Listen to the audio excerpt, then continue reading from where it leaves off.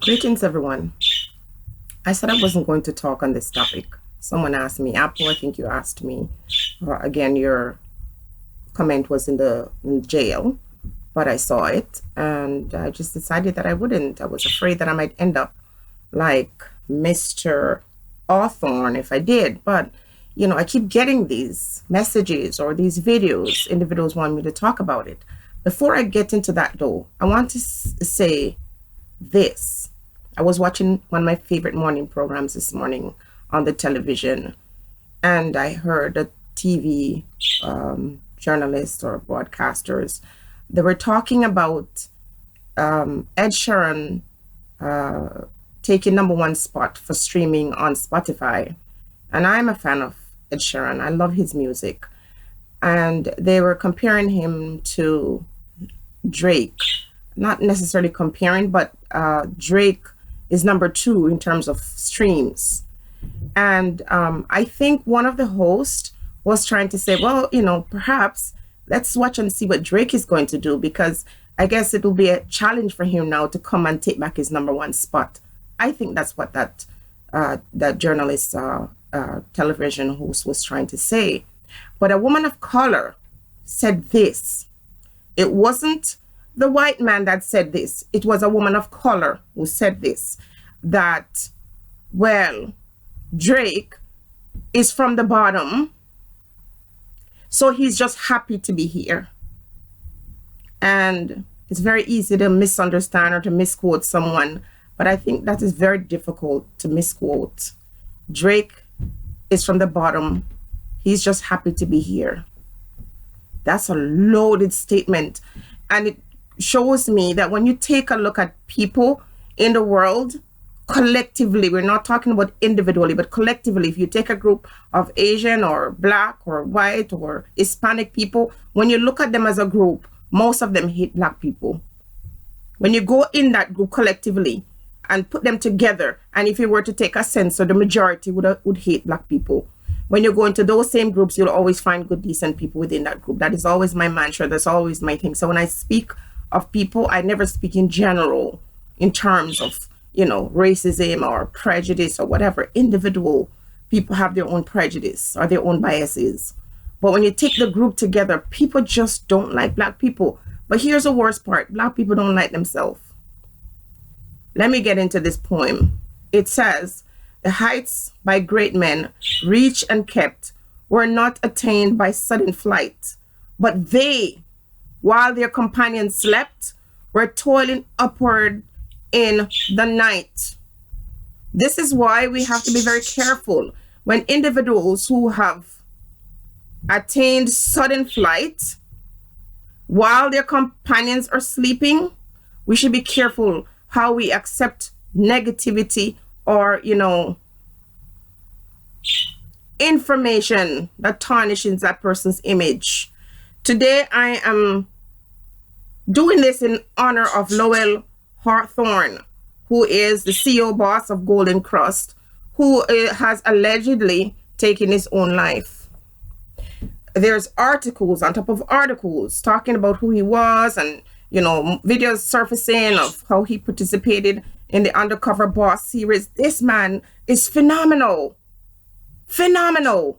This circumstance that we hear of recently about his passing is not overshadowing who this man was. And if I am the only Black person, if I'm the only Jamaican, if I'm the only woman who is going to not allow that situation to tarnish his image and what he has done and the kind of pride he brings to the Black community, I refuse to let a man who have done and accomplished all that he has accomplished go down with this as his memory.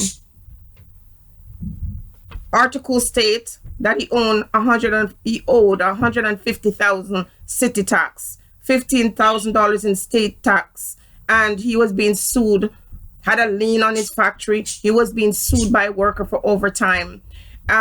This man who was making over $100 million per year in patty, this man who is a first Jamaican person or the first person outside of the United States, especially from the Caribbean, to get a franchisee license.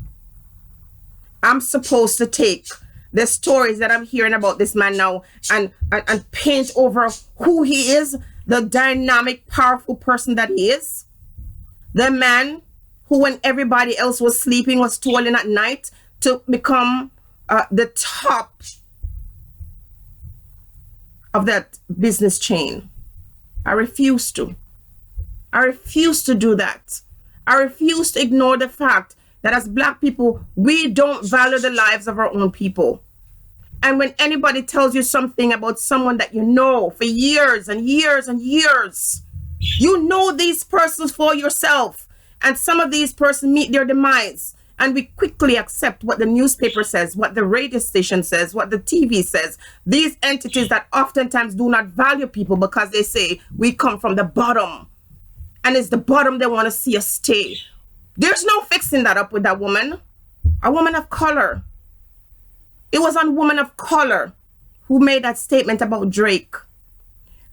We do not value the lives of our people. This is why when they murder our children, we accept payouts and the case dies. What does paying me for killing my child or killing my loved one have to do with anything? I still want justice. I still want justice. So we're looking now at Mr. Hawthorne's life, and it's relegated to a few seconds, a few split moments, and we don't know what happens behind the scene. We don't know what led to this. Well, what I want to say to you now, based on all the interviews I've seen and what this man have accomplished, I don't understand why that would not be the end of someone who dares to dream, who dares to challenge individuals, who dares to say to people who were trying to, at one point, extort him to say, enough, no more. We see all these negative stories. We see these things, and we're quick to think the worst and believe the worst of our own people. The entire family would have to sit in my face and one by one tell me the story. And even then I would question it, because this situation reminds me of these nails.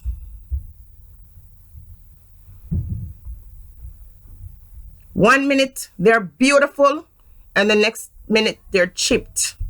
That is the story of our lives. We work hard to accomplish certain things in our lives, to resist the status quo. We work hard, but there are always things and people behind the scene pushing us, breaking our spirit.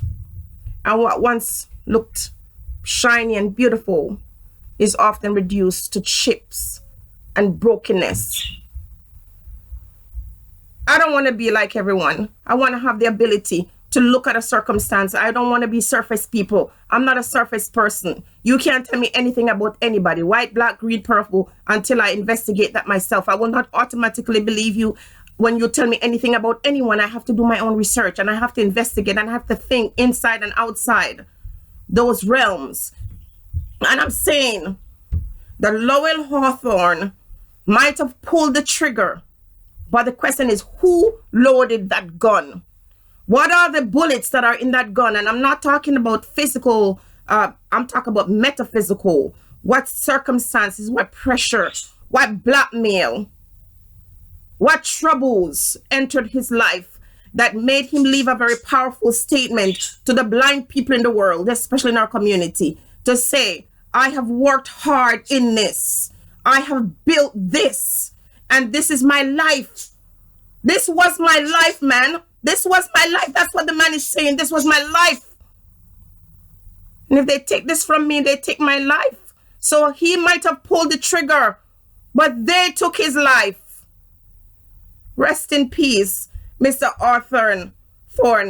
If I'm the only one in this universe who's going to stand up and say,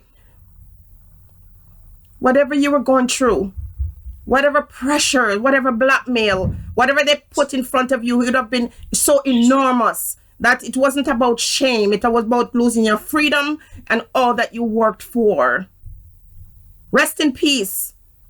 Condolences to the family. Strength to you. The only thing I can say is, as a people, we say, let's work hard, let's push ourselves, let's be driven. But these stumbling blocks and these roadblocks, even when we get over them, even when we've surpassed, we've pushed ourselves to say, I am different, I have made it. It's slippery. That slope is slippery. And the powers that be oftentimes want to wait until you build so they can come in and take. Be blessed, everyone.